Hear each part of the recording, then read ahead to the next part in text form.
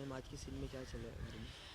आज का जो हम सीन शूट कर रहे हैं वो तैयारियां चल रही हैं, क्योंकि मैं फ़ोन करके हटी हूँ अपनी बेटी को, बानी को, जो हमें ये लगता है कि वो कनाडा से वापस इंडिया आई है। और उसको मैंने कहा है कि तू अपने हस्बैंड को लेकर हमारे घर पे आने वाली है, क्योंकि जो परमीत है, मेरा दामाद है, वो पहली बार शादी के बाद हमारे घर आने वाला है। तो इसलिए उस घर की पूरी तैयारियां चल रही हैं, सब लोग बहुत एक्साइटेड हैं कि बानी आ रही है घर पे। तो उसी चक्कर में जो देशो है, यानी जो मेरा किरदार है, वो पूरे गांव को भी न्योता दे आता है कि मेरी दामाद और बेटी आ रहे हैं। हम लोगों को सबको यही लगता है कि वो कनाडा रिटर्न्ड है। तो वो आ रही हैं घर में क्या क्या मीठा क्या कुछ खाने पीने की हमने तैयारी? हलवाई बुलाया है, जिसमें जलेबी होगी, जो रज्जी की भी फेवरेट है जलेबी। और तंदूर लगाया है। ऑब्वियसली मिठाइयाँ तो आएंगी ही, जब भी कोई गेस्ट आता है हमारे घर में मिठाइयाँ खूब सारी आती हैं, क्योंकि पंजाबियों में तो कुछ भी होता है, ज़रा सा भी तो मिठाई तो आ ही जाती है।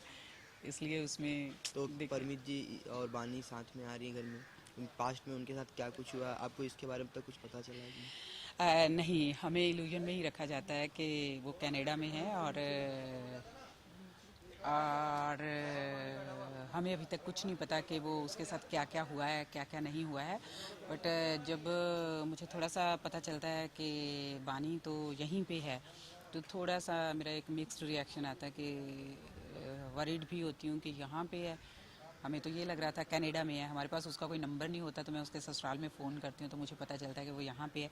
तो वो कवर अप करती है कि माँ मैं अभी आई ही हूँ, सामान भी नहीं खोला, आपको फ़ोन करने वाली थी। तो उससे जो है देशो थोड़ा सुख की सांस लेती है, चैन की सांस लेती है, रिलीव्ड फील करती है कि चलो ठीक है बेटी आएगी। बट वो फिर भी कहती है कि नहीं नहीं आज नहीं आती ना, अभी रुक के आएंगे। तो माँ ही होती है, माँ की जो ममता है वो कहती है कि नहीं नहीं नहीं नहीं, आप तुम्हें तो आना ही पड़ेगा, कल के कल ही आना पड़ेगा, और मैंने तुम्हारे साथ ज़रूरी बात भी करनी है। तो वो फाइनली वो अग्री करती है। हाँ, क्योंकि वो पहली बार आ रहा है शादी के बाद हमारे घर में, हमारा दामाद। तो एक होता है ना कि घर में जब वो आएंगे तो उसको कोई ना कोई तो गिफ्ट देना है। तो हम उसके लिए घड़ी खरीदते हैं। तो जो घड़ी नो डाउट 36,000 कम रकम नहीं होती है, बट एक एनआरआई के लिए हमें लगता है कि शायद वो कम है। तो इसलिए थोड़ा हमें लगता है कि यार घड़ी रैप की हो, उसकी जो रेट की वो एक स्लिप है वो उतारी हो, निकाली हो, ताकि परमीत को रेट ना पता चल जाए कि हमारी जो घड़ी है कितने की है, क्योंकि हमें लगता है वो तो लाखों की घड़ी पहनता होगा। हाँ। तो इसलिए आप अगर शो में कुछ दर्शकों को करना चाहेंगे कि प्रोग्राम के बारे में? दर्शकों को मैं यही कहना चाहूँगी कि जिस तरीके से आज तक आप हमें प्यार देते आए हैं, तो प्लीज़ प्लीज़ प्लीज़ इसी तरीके से हमें प्यार देते रहिए।